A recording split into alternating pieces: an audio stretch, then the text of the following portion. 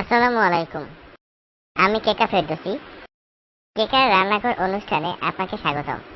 আজকে আমি আপনাদের দেখাবো কিভাবে রান্নাঘরে পায়খানা দিয়ে আলুর চপ বানাতে হয়। এর জন্য আমার দরকার কষা পায়খানা ১ কাপ, মিষ্টি আলু ৪ পিস, লবণ ও ঝাল স্বাদ মতো।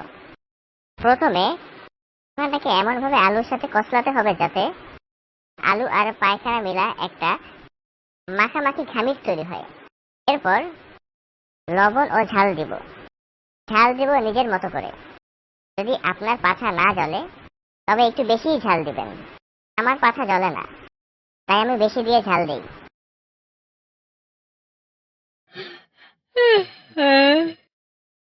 আলু আর পায়খানার খামিরটা গোল গোল করে আস্তে আস্তে ডুবো তেলে ছেড়ে দিই।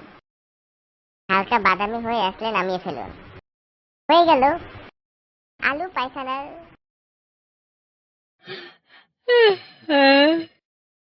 আলু এবং পায়খানার চপ হয়ে গেল।